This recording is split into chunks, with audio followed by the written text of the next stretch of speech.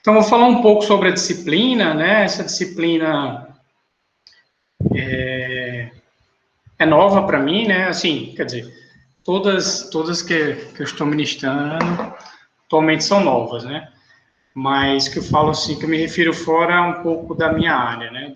De pesquisa. Mas durante o mestrado eu trabalhei muito com biologia celular, células vegetais. Então, a gente aprende, porque a biologia celular, ela exige que você aprenda também biologia molecular. Tanto é que tem muitos cursos e disciplinas, né, que podem até serem ministradas juntas, biologia celular e molecular. A gente vai estudar um pouco sobre células também. Vamos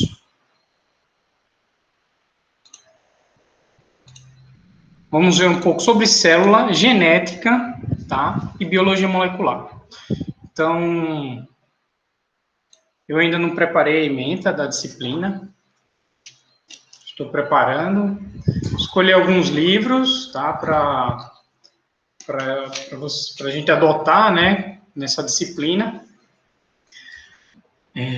Acho que vocês agora estão vendo. Isso, o livro.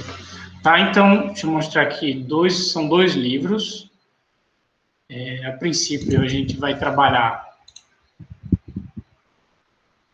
com esse livro aqui, do Watson, Biologia Molecular do Gene, certo?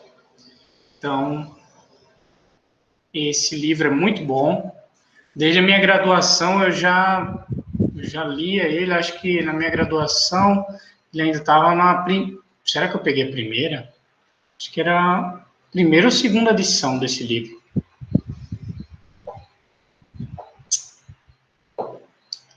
E eu gostava muito dele, né? Tinha curiosidade, tinha aula de genética, mas tive também de biologia molecular. Ou não, não lembro. Acho que foi junto com genética. Foi biologia celular e molecular, na graduação. E muito bom esse livro, do Watson, né? Tem o Baker, tem a Bell, né? O Gunn e outros autores.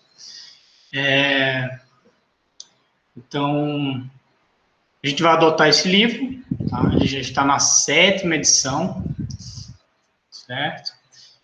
E ele é bem voltado aqui, a gente pode ver na lateral, na sua esquerda, aqui os capítulos, né? Então, temos a história, né? A estrutura e o estudo de macromoléculas, tá? E aí, cada um desses tem outros subtítulos. Manutenção do genoma, né? Vamos falar sobre a expressão do genoma, a regulação. Então, cada um desses tem, para vocês verem, então, por exemplo, primeira parte, a história, né? Visão mendeliana do mundo, né? Os ácidos nucleicos. Depois, né? A importância das ligações químicas fracas, né? Como a gente observa em macromoléculas, né? Exemplo do DNA. Então, a estrutura do DNA, a estrutura e a versatilidade do RNA, estrutura das proteínas, e aí depois a gente avança, né, em técnicas moleculares, também muito importante para o curso de vocês. Estrutura do genoma, replicação, né, a mutabilidade, né, e repara as mutações. Então, cada tópico desse a gente vai ver com detalhe, certo? Não vou cobrar muita questão, né, muita química, eu não sei também como vocês tiveram, né, a bioquímica, né, como foi a bioquímica. Eu dei aula, não sei se tem algum aluno aqui que foi da turma de bioquímica. Sei que tem muita gente da fisiologia vegetal. e eu ministrei a disciplina de bioquímica agora no primeiro semestre. Foi bem bacana, gostei muito, assim, aprendi bastante, né, li para ministrar as aulas, e agora vem a Bioquímica 2. Então, essa parte da biologia molecular, aí eu tenho que ver com vocês o que é que vocês preferem, se eu começo, né, nas próximas aulas, a gente começa com uma introdução, mas falando sobre, se vocês querem uma revisão, né, em geral, a respeito por exemplo, de macromoléculas, como lipídios, carboidratos, proteínas, né, para a gente chegar no DNA, ou se eu já posso avançando, né, direto para a questão da biologia molecular, né, diretamente voltando para a questão do DNA, né, são os ácidos nucleicos, o forte da biologia molecular. Então, como a gente pode ver, né, olha só, toda a questão do RNA, os RNAs, né, os estudos avançaram muito, muito, muito. Desde a época que eu estudei, a gente só conhecia 3, né, praticamente. Eram ministrados na graduação, né. Então, ao longo do tempo, se descobriram mais RNAs, né, os microRNAs e entre outros RNAs. Então, se avançou bastante nesse tema do RNA. Regulação gênica também do desenvolvimento é um tema muito estudado. Biologia de sistemas, parte de regulação, apêndice, expressão do genoma, né? Isso aqui é bem legal, assim, dá para estudar bastante reações químicas. Então, temos os mecanismos de transcrição, né? Replicação, processamento do RNA, tradução, né? O código genético em si, origem e evolução inicial da vida. Então, temos bastante assunto para aprofundarmos, certo? E um outro livro que também eu achei bacana é esse aqui.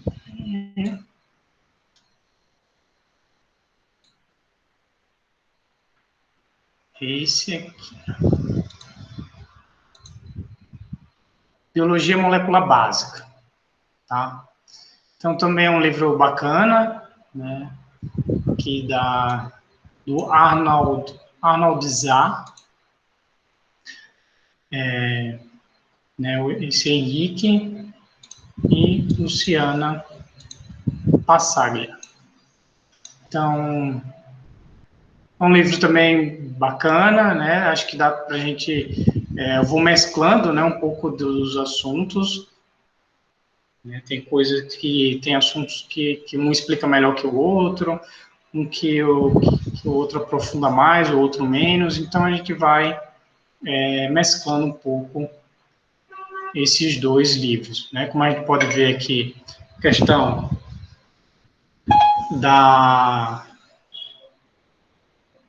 a célula e seus constituintes moleculares. Então, esse livro aqui ele já começa com a célula, né? O outro não. Então, é isso que eu falei com vocês. Eu acho que seria bom, fazer um resumo, né? Fazer uma introdução, pegar umas 2, 3 aulas para a gente fazer uma revisão.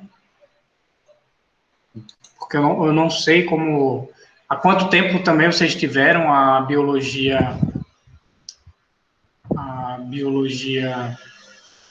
bioquímica, no caso, né? Que é a química orgânica. Então, acho que eu vou fazer uma introdução nas próximas aulas. Gastar um pouco, mas vai ser melhor para a gente fazer um nivelamento. Então, vejam só. Nesse livro, ele já traz, né, do Arnold Zah, a estrutura das células. Então, ele já começa falando das células e tal, estrutura, aí começam os aminoácidos e proteínas, os carboidratos, lipídios, os ácidos nucleicos, né? E aí a gente entra no ácido desoxirribonucleico e o ácido ribonucleico, né? O DNA e RNA ou ADN ou RN. Certo. Então, eu vou preparar uma aula, a próxima, né? Vai falar um pouco sobre a célula, depois os constituintes, para a gente ir avançando até chegar no núcleo e cromossomos e nos debruçarmos sobre a biologia molecular dos ácidos nucleicos. Ok? Então, esse é um pouco da introdução, né, para vocês. Os 2 livros estão na biblioteca virtual, certo? Eu disponibilizei também o link e o PDF dele. Então, nas aulas, eu vou também disponibilizar, né, como eu faço com os outros livros,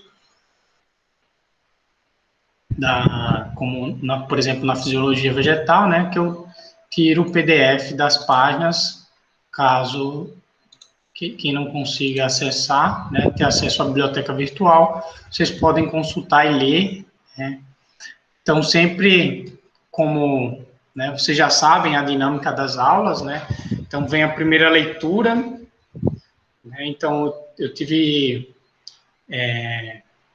questionamentos, né, de alguns professores que reclamaram, que disseram que muitos alunos não estão lendo os textos, e isso aí assim, a gente disponibiliza o tempo, né, esse tempo que vocês têm, um horário, né, que seria o horário da aula, para vocês lerem os textos, né, e assim ficar melhor para vocês acompanharem a aula, certo?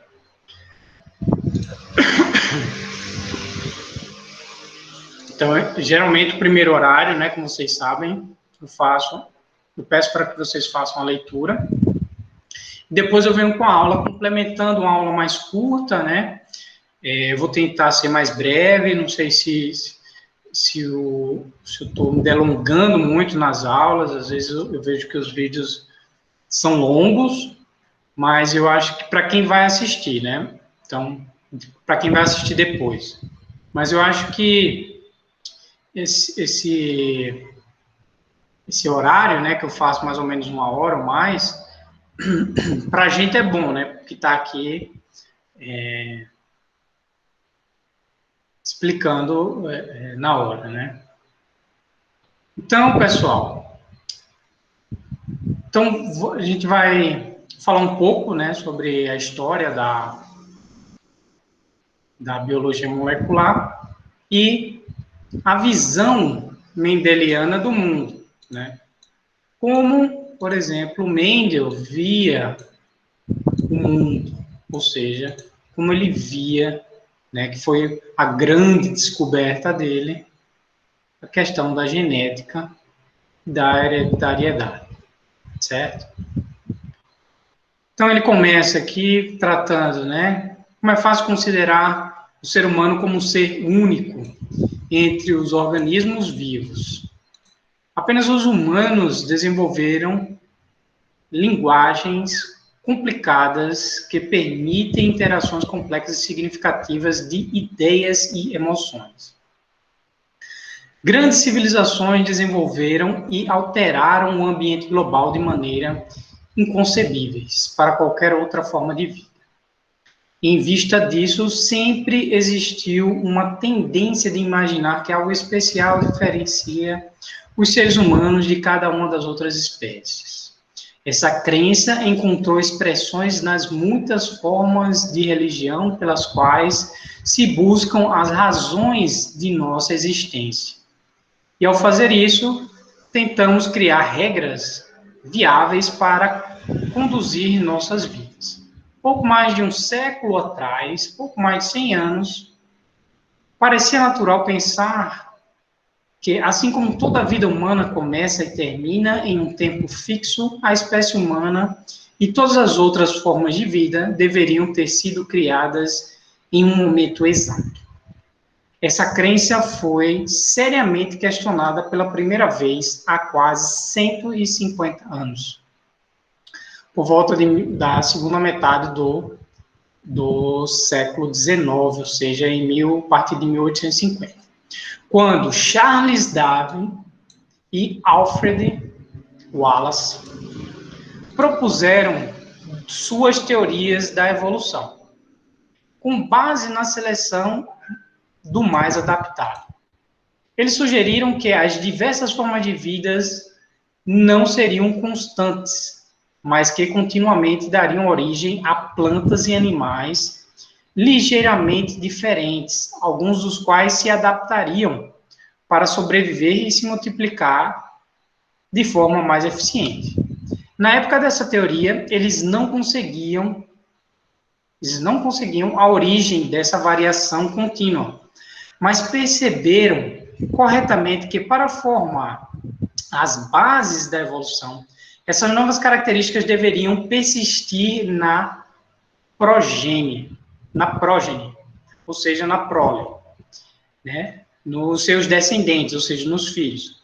No início, houve uma grande fúria contra Darwin, porque a maior parte dela vinha das pessoas que não queriam acreditar que os seres humanos e macacos, né, de aparência grotescas, poderiam ter um ancestral comum, mesmo que esses ancestrais tivessem vivido há mais de 10 milhões de anos. Houve também uma oposição inicial de vários biólogos que não estavam convencidos pelas evidências de Darwin. Então, entre eles estava o famoso naturalista Jean Agassiz, na época em Harvard, Estados Unidos, que passou muitos anos escrevendo contra Darwin e seus defensores, como Huxley. O mais bem-sucedido popularizador da evolução. Contudo, no fim do século XIX, a discussão científica estava praticamente concluída. Tanto a distribuição geográfica atual de plantas e animais, como sua ocorrência seletiva em registros fósseis do passado geológico, apenas podiam ser explicados admitindo-se que grupos de organismos sofreram evolução contínua e descendiam de um ancestral comum. Atualmente, a evolução é aceita como fator, exceto por uma minoria fundamentalista, cujas objeções baseiam-se em doutrinas e princípios religiosos e não em conceitos científicos. Então, isso também é muito importante, que até hoje, né, muitas igrejas, não só igrejas, né, igrejas também, mas religiões, né, algumas religiões, elas não acreditam, né, em concepções, ou seja, conceitos científicos da evolução. E tratam, né, por exemplo, a origem, né, como do ser humano, eu nem sei dizer como, porque eu também não tenho muito conhecimento do lado religioso a respeito da origem, né, dos seres, mas não são científicos. Então, assim, cada um tem o seu livre-arbítrio para acreditar no que quer. Né? A função do professor é mostrar, como a gente está estudando ciência, né, o conhecimento científico. Né? Se um está certo ou se o outro está errado, aí é uma outra questão. Né? É uma questão de aceitação. Cada um aceita, né, o que quer, né, o que acha que é certo. Então, mas o conhecimento científico, né, e vocês como futuros professores, vocês devem deixar claro, né, que existe uma diferença. Então, naquela época, imagina, aí, por exemplo, vamos falar de religião e falar da religião ocidental, né, que aí temos o catolicismo, ele rejeitou isso aqui bravamente. Então, muitos, né, e outros biólogos também não aceitaram, né, a teoria de Darwin. Tanto é que depois de vários, né, anos, décadas, foi aceita a teoria de Darwin. Certo? Então, uma consequência imediata da teoria darwiniana é a constatação de que a vida surgiu na Terra há mais de 4 bilhões de anos. Então, muito legal. A questão do Darwin. Só que o Darwin, ele não conseguia explicar como ocorria a evolução, né, geneticamente. E sim através de fósseis, através de outras evidências. Né, como vocês sabem, né, ele estudou, né, ele foi um naturalista, né, que fez uma viagem passando aqui pelas Américas, coletou, estudou bastante pássaros, né, e ilhas também, parte de especiação em ilhas. Então, né, até hoje é uma das referências, né, quando se fala em biologia, a teoria das espécies. Então, um outro, né, grande pesquisador também, botânico, e, né, morava num mosteiro, né, Gregor Mendel, certo? Diziam que ele era budista, né, e ele realizou, né, experimentos, né, baseados nos resultados de cruzamentos experimentais, né, cruzamentos genéticos entre linhagem de ervilhas, né, que diferiram em características bem definidas, como o formato da semente, lisa e rugosa. Então, isso aí a gente, né, acho que vocês já ouviram falar sobre as duas teorias, né, de Mendel.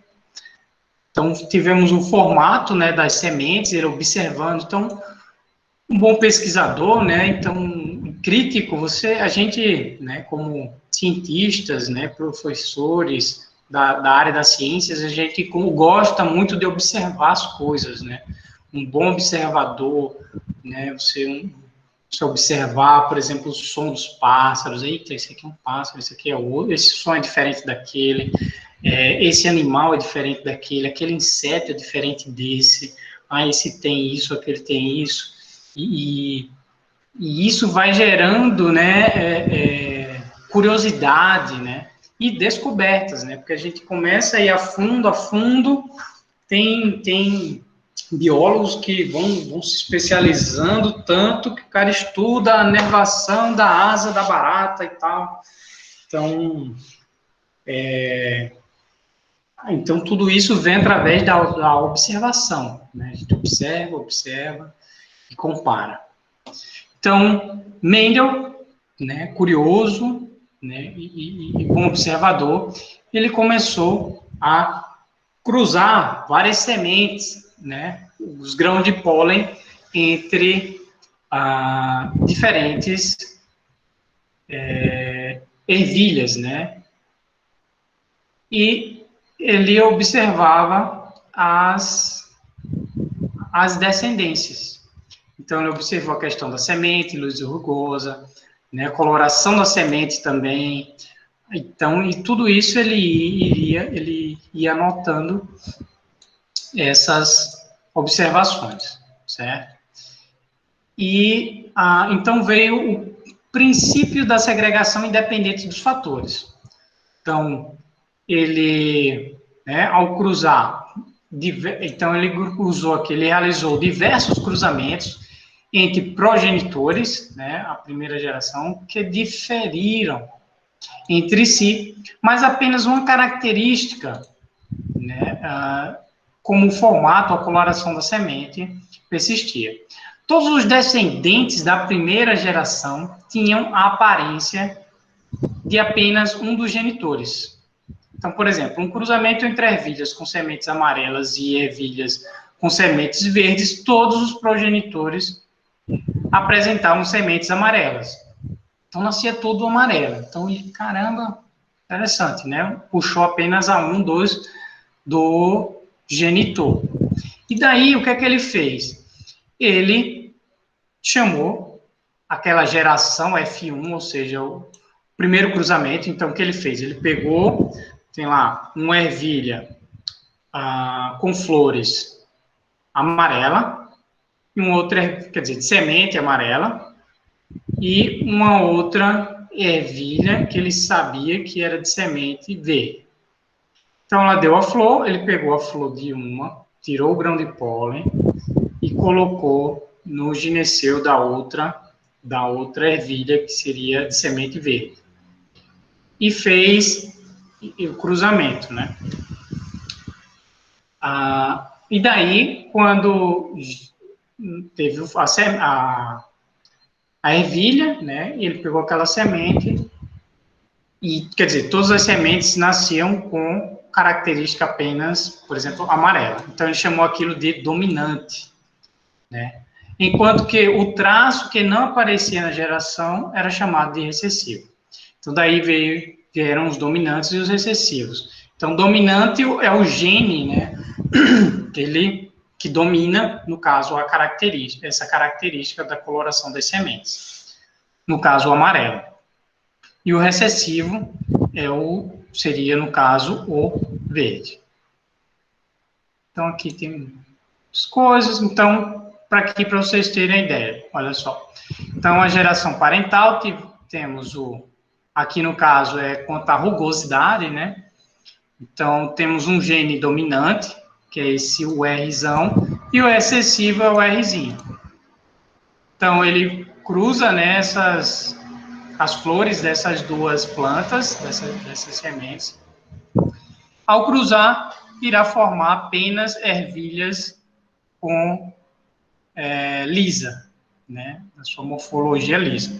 Mas, quando ele cruza a geração F1, entre elas, as flores, né, ele observa que os descendentes, né, podiam também apresentar olha lá, o gene recessivo, lá, ou seja, do pai ou da mãe, né, aqui.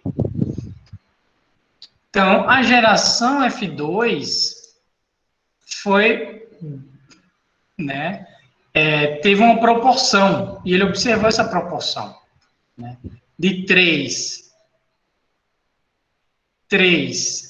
sementes lisas para uma rugosa.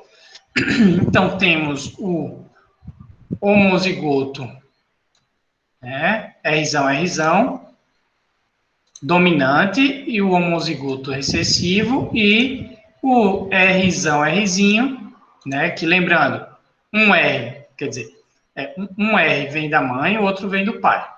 Então, aqui, ó, gametes femininos e gametes masculinos.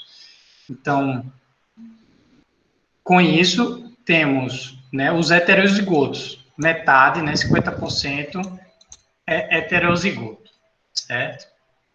Então, Mendel interpretou os seus resultados corretamente da seguinte maneira. Então, as diversas características são controladas por fatores, os quais são agora, né, hoje, na época ele não conhecia, ele simplesmente foi descrevendo, mas não chamava de gene. Então, um fator proveniente do progenitor masculino e outro proveniente do progenitor feminino, certo? Certo. Então, por exemplo, as linhagens puras de ervilha lisa contêm duas versões, ou alelos, né? Os genes para a aparência lisa. Então, assim foram surgindo outros conceitos, por exemplo, fenótipo, né, e genótipo, que refere-se à aparência ou à estrutura física de um indivíduo como seu fenótipo, então, característica, né, que se manifesta né, ao longo do desenvolvimento, chamado de fenótipo. E a composição genética é o genótipo, certo? Então, o genótipo praticamente é o gene, né? E o fenótipo é a manifestação desse gene, que aí ele pode variar ao longo do desenvolvimento. Então, como eu falei, né, os homozigotos e os heterozigotos. Então, azão, azinho, azinho é homozigoto. Então, azão, Rzão, Rzão, homozigoto dominante, porque domina o R maiúsculo. Esse gene. Já o Rzinho, Rzinho é o homozigoto, né? São iguais, alelos, genes alelos, em que o é recessivo. Então, uma característica recessiva, por exemplo, aqui seria a rugosidade, né? Mas se tratando, por exemplo, de olhos, né? Os olhos, cor dos olhos. Então, a cor dos olhos, os olhos claros é de origem recessiva, enquanto que a cor do olho escuro, ela é dominante, certo? Ok. E os heterozigotos, né, é a junção entre um gene dominante e um gene recessivo.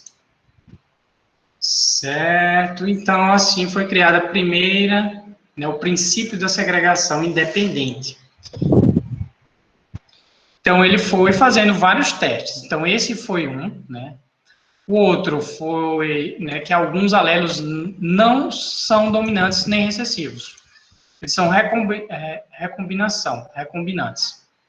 Então, por exemplo, então aqui ele tem a geração parental, o vermelho e o branco, e quando eles cruzam, ou seja, nem o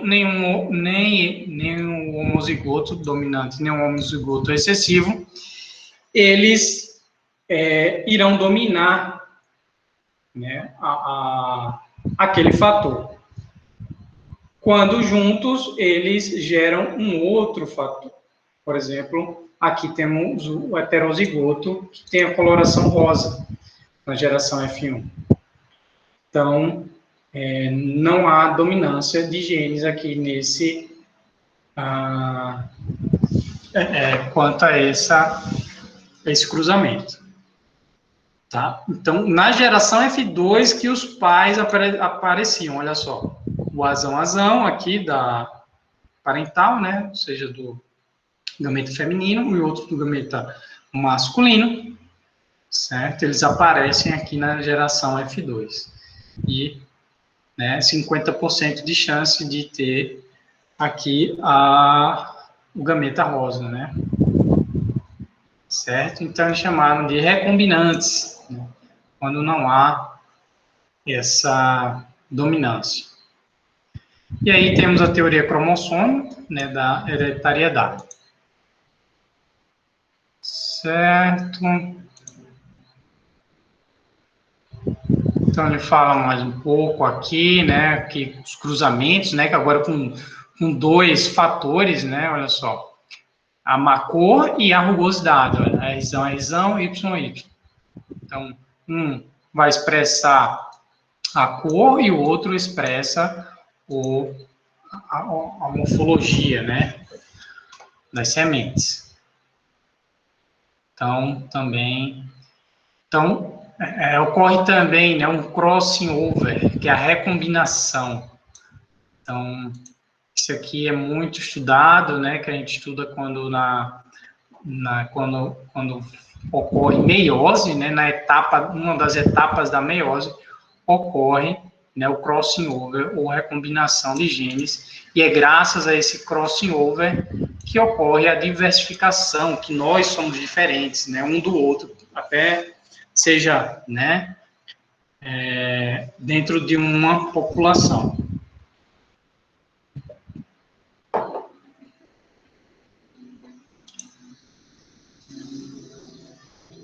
Então, aqui tem mais detalhes, né? Vocês podem ler também, agora com a herança de um gene ligado ao sexo. Então, nós temos, sejam doenças ou sejam características que são, né, associadas ao sexo, se masculino ou feminino, né? O X ou do cromossomo Y.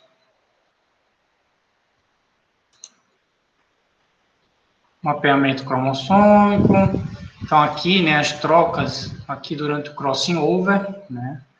Então, temos aqui, ó, por exemplo, temos o cromossomo, né?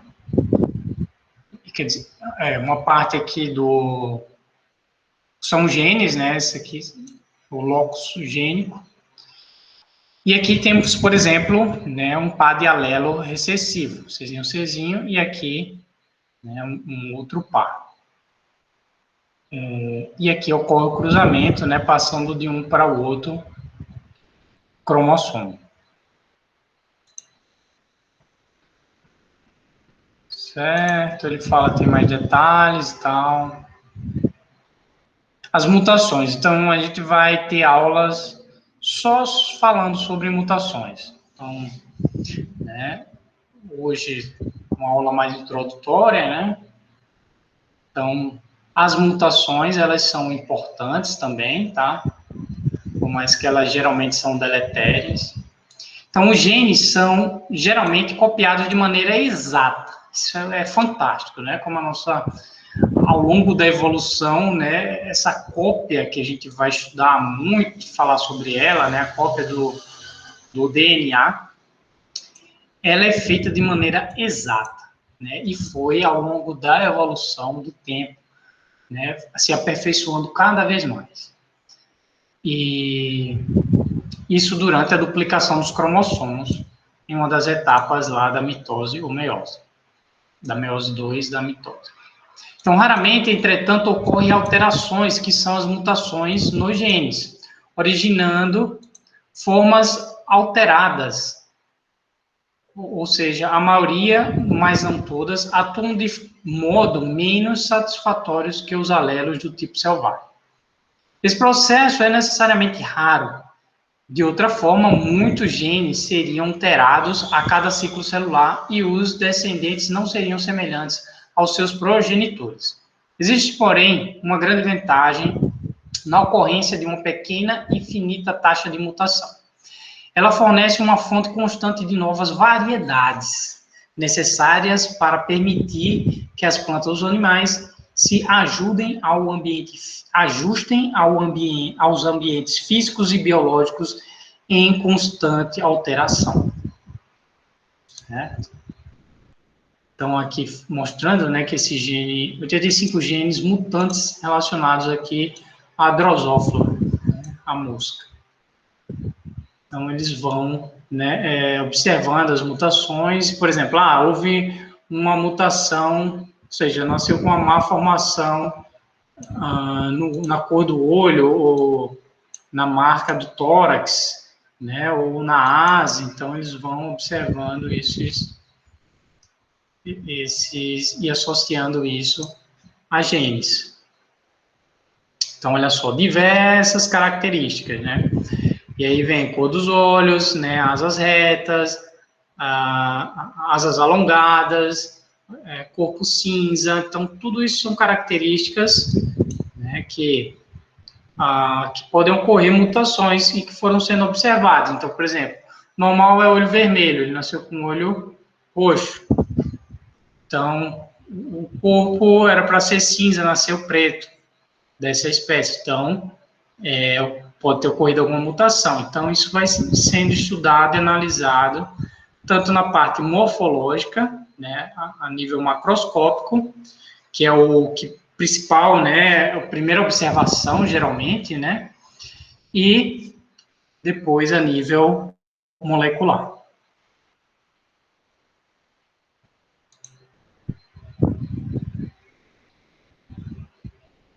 Certo. Então, aqui um resumo, né, dessa aula. Então, ele fala, né, sobre a hereditariedade, que é controlada pelos cromossomos, os quais são os transportadores celulares dos genes. Então, os fatores hereditários, né, foram primeiramente descobertos e descritos por Mendel em 1865, perdão. Mas sua importância não foi reconhecida até o século XX.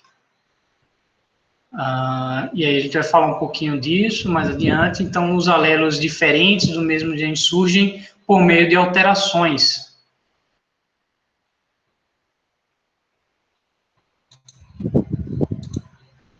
Essas alterações geram as mutações.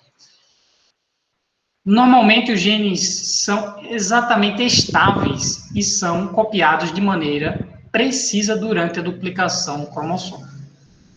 Contudo, as mutações desempenham um papel positivo, uma vez que o acúmulo de mutações favoráveis raras fornece a base para a variabilidade genética necessária e pressuposta pela teoria da evolução. Um gene para uma característica não existia e que todas as características complexas estão sob o controle de diversos genes.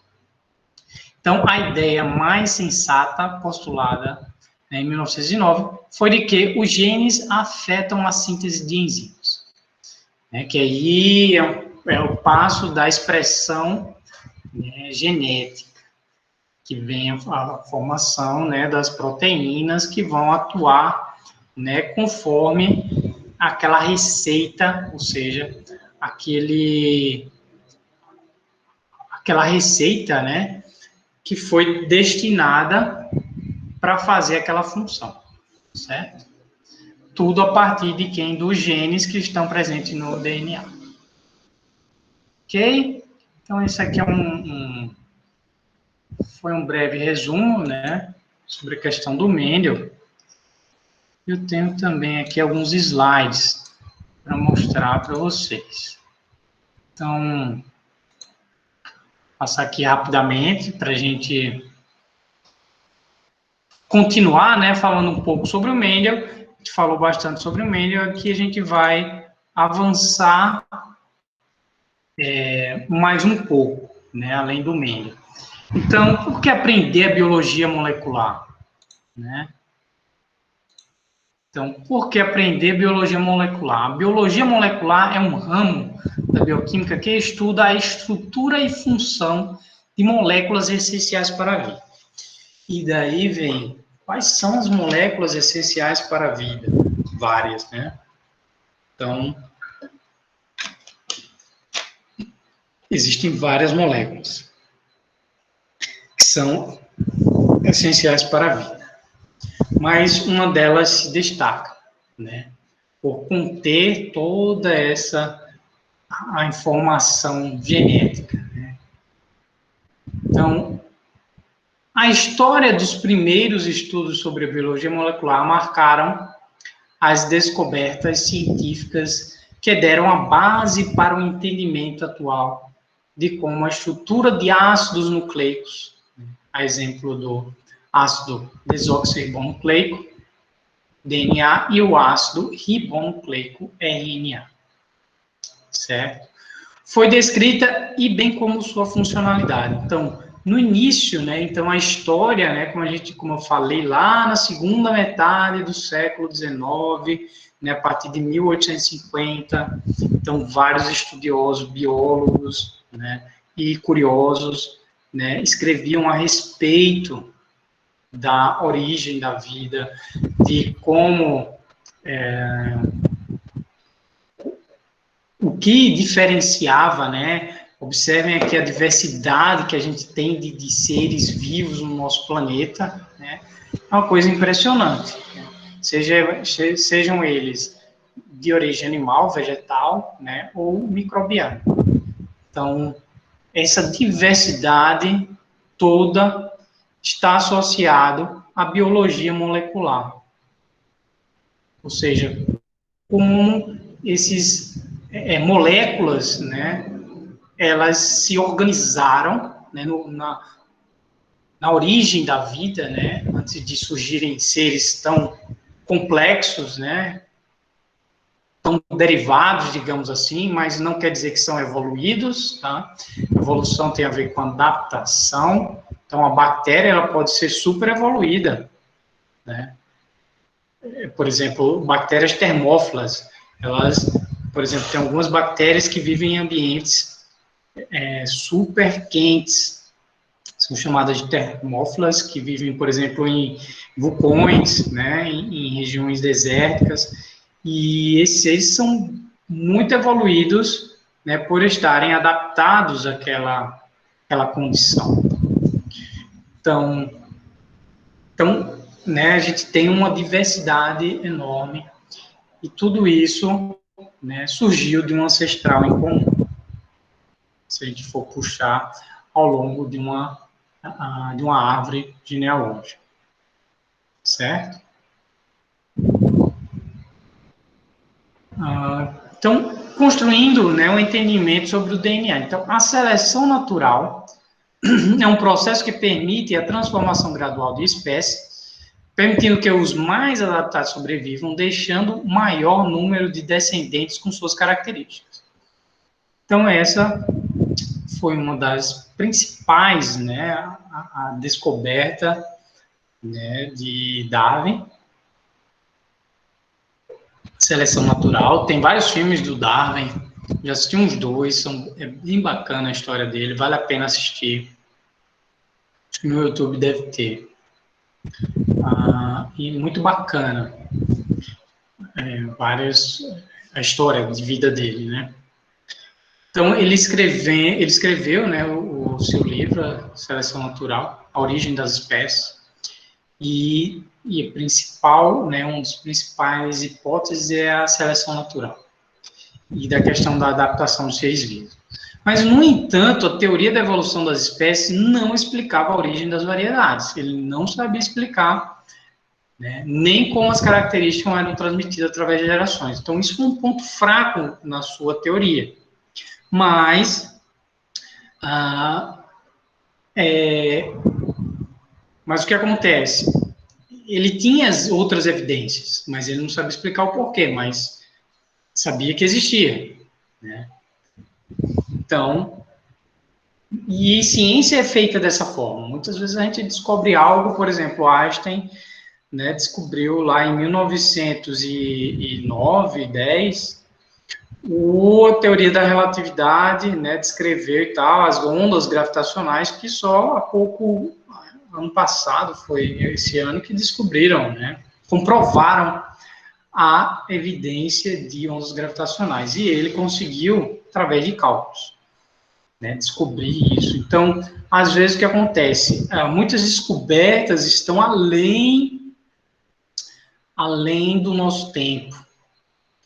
Então, tem descoberta que uma coisa que você descobriu, né, uma hipótese tal, é fantástico tal, mas você não consegue provar ela, né, com a ciência que existe naquele momento, e aquilo, né, pode ser refutado, né, ou seja, pode ser, ele será confrontado com outras hipóteses e tal, e, no caso, pode ser refutado ou válido, né, futuramente, sendo provado. Então, Mendel, né, como a gente já falou, em 1865, a segunda metade do século XIX, escreveu as leis da hereditariedade, e o foco dele era no gene, como unidade fundamental da variação biológica. Então, ele já começou a estudar, né, ali no seu jardim, né, veja que ele não precisou viajar como Darwin viajou, né. Também não sei muito bem da história de vida do Mendel, mas pelo pouco que eu conheço da história, né, ele fazia, né, esses cruzamentos no jardim do mosteiro, né. Eu tinha também um professor, foi meu orientador da graduação, e ele, assim, é um cara muito além da época dele. E, assim, a gente fazia muitos estudos com plantas que estavam ali no jardim da faculdade, né? Fazer os experimentos, fazer estudos anatômicos, né? Pegava uma plantinha que estava ali, que a gente chama que é mato, isso é só mato e tal, ia lá, cortava, corava, descrevia as células, encontrava coisas maravilhosas. Tudo, às vezes, né? Está ao nosso redor, mas a gente não consegue ver, né? A gente não consegue.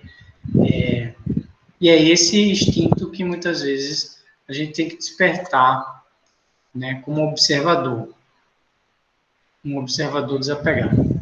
Então, então Darwin, olha só, ele foi contemporâneo de quem? Do Mendel. Né, olha lá, 1865, Darwin não lembro, mas eles não conseguiram, né, assim, pelo que a história conta, que ele não teve contato com o trabalho do outro.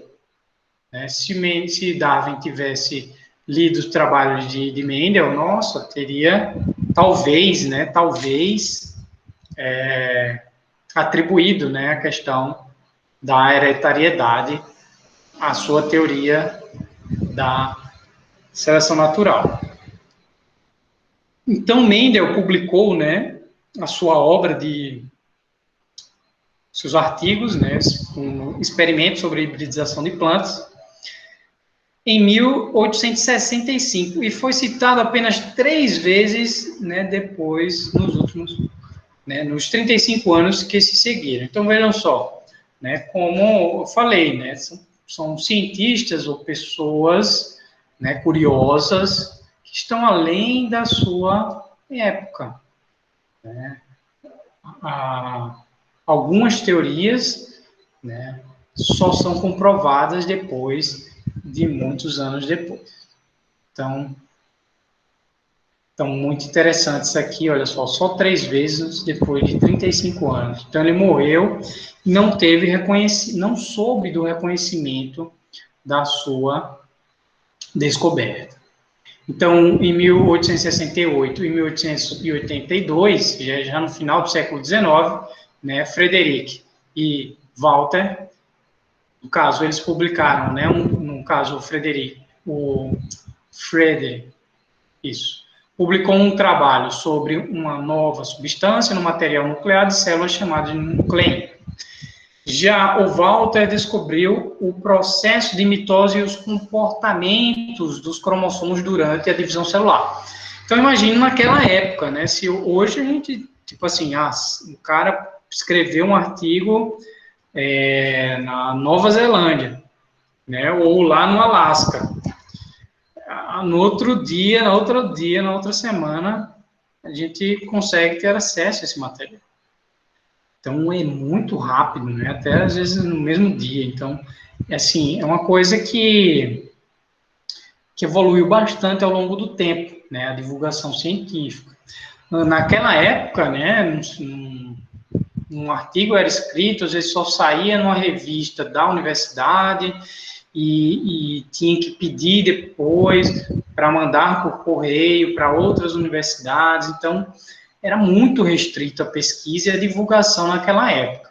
Então, às vezes, por exemplo, Frederick ele tinha aqui estudando material, né, nuclear, né, o outro estudando cromossomos em outro país, e assim, eles não tinham contato, assim como Mendel e Darwin não tiveram acesso aos trabalhos um do outro.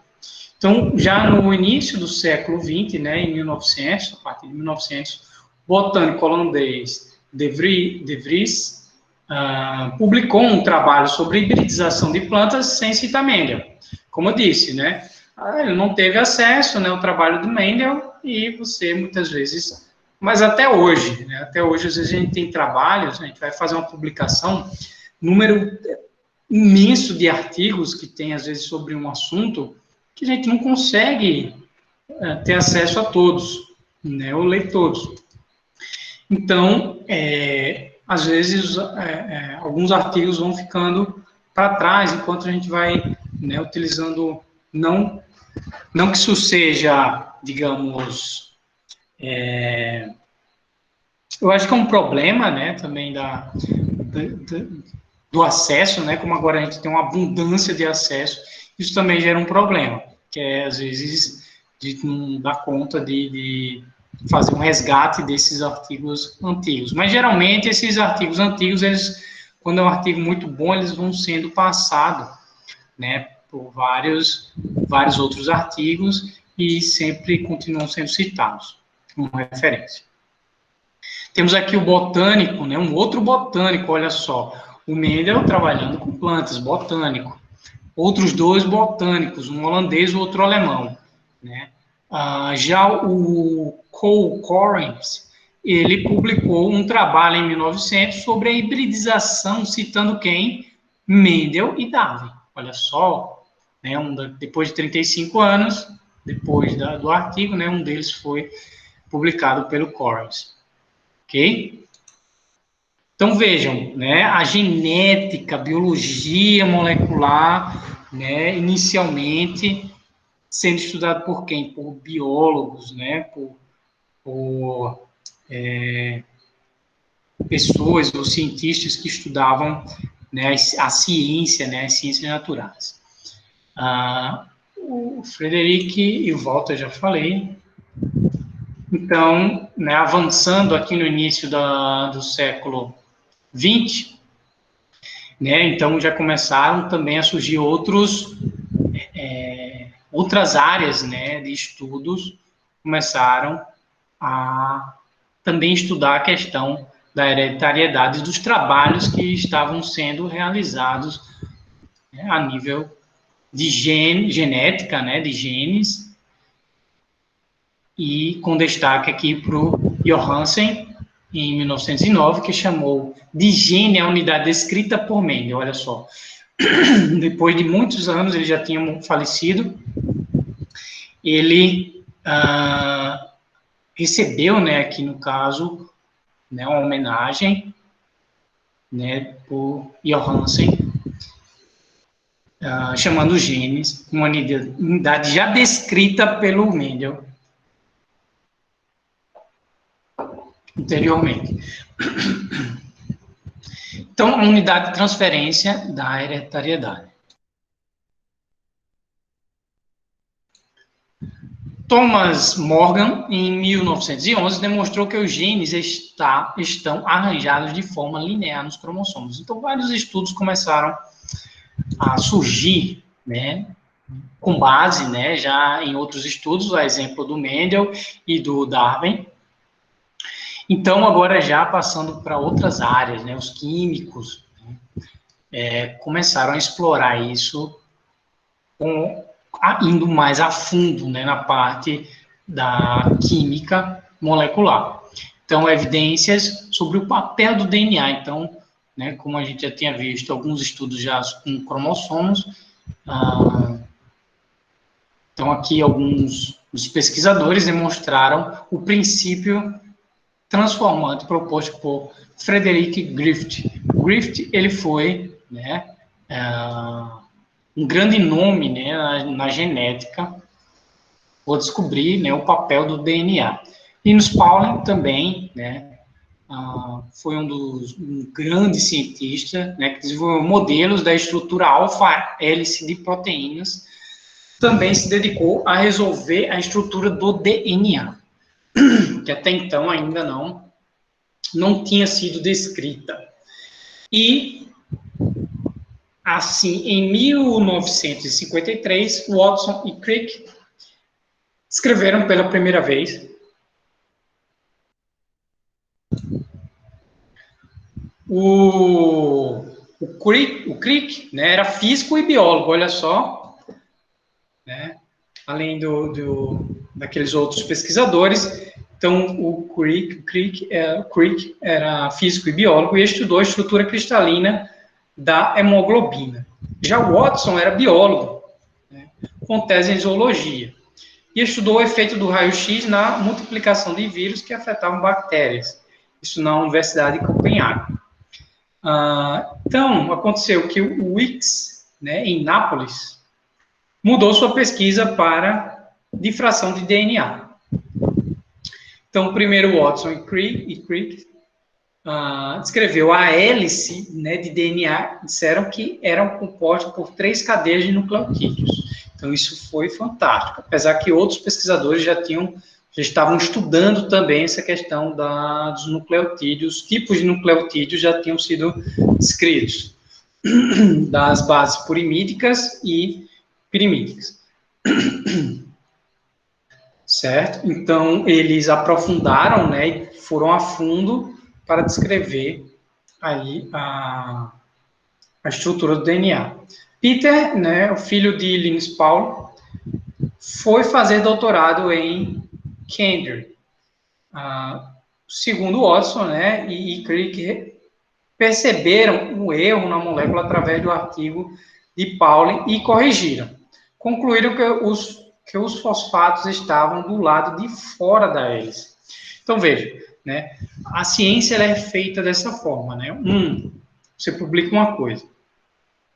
Por exemplo, aí tiveram, por muito tempo, né, se questionavam as teorias de Darwin e de Wallace. Não, o Wallace está errado, não sei o quê, falando daquela questão do pescoço da girafa e tal, não sei o quê.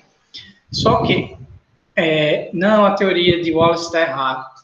Mas não é que esteja errado. Às vezes, né, precisam de algumas correções, algumas coisas assim, né, mas às vezes algumas teorias também são refutadas. Elas realmente podem ser que estejam erradas, mas com isso vários outros trabalhos têm que provar. Então, ciência é feita dessa forma, você tem que provar que aquilo está certo. Você provou, beleza, mas aquilo vai estar exposto para que outros, né, possam testar. Então, por isso a importância do método científico, ou seja, o método científico exige que você faça uma pesquisa e que outros possam reproduzir aquele seu trabalho. Então, para isso, precisa dos materiais e dos métodos que você utilizou, e aquilo tem que ser reproduzido por outros, né, sobre aquelas condições que você descreveu, o seu trabalho, por outros pesquisadores. Então, quando isso é reproduzido, né, por outros pesquisadores e provado e realmente é contestado e aprovado, né, pela comunidade científica, aquilo, né, vira, por exemplo, a hipótese aceita, né? Então, aqui nesse caso, Watson e Crick, eles, né, corrigiram, né, o trabalho de Linus Pauling, a questão, e ficou super famoso, né, aqui as conversas entre o filho que foi estudar com eles, né, depois, com Watson e com Crick, o Weeks, filho do Linus Pauling. E concluindo finalmente a estrutura do DNA, né? Então, Crick, Watson e Wilkes, em 1962, ganhou o prêmio Nobel de Medicina ou Fisiologia, né, por descrever a estrutura do DNA. Olha só aqui uma imagem, então, muito bacana, né, para aquela época. Uma grande e importante descoberta até hoje. Então, né, então a gente vai falar dessa molécula, né, praticamente todo o curso. Certo? Então, o DNA, né, então, descrito aqui um diagrama, mostrando aqui uma imagem, digamos, tridimensional, não tridimensional, bidimensional, mas mostrando a torção, né, da molécula, né, de DNA, que é imensa, né? E os tipos de ligações, né, então temos, né, os nucleotídeos, vamos falar tudo isso nas próximas aulas, com mais detalhe. Então, as ligações de ponto de hidrogênio entre os pares de base de cadeias, né, opostas, né, as ligações hidrofóbicas, né, entre as bases nitrogenadas.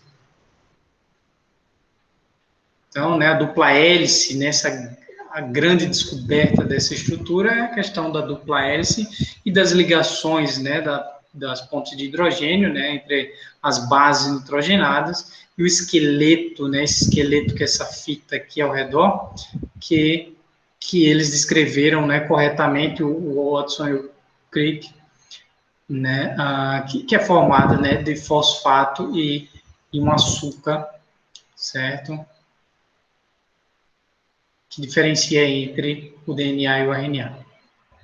Então, o DNA é uma molécula transmissora, né, da hereditariedade. Então, hoje, né, a genética moderna já traz a questão da hereditariedade associado com os genes e DNA, né, que contém as informações genéticas para fazer novos organismos, em que Darwin, naquela época, não conseguiu, né,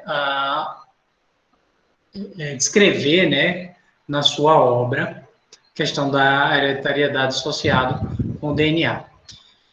Nem Mendel também sabia do DNA. Né?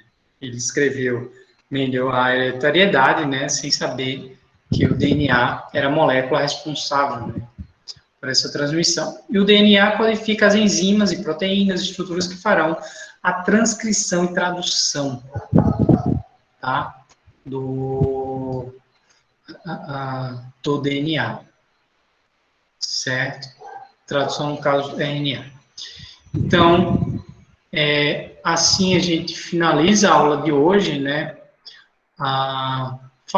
Chegando, né, a esse ponto da molécula da hereditariedade, os ácidos nucleicos, que são responsáveis, né, por conter os genes, né, formar os cromossomos, certo?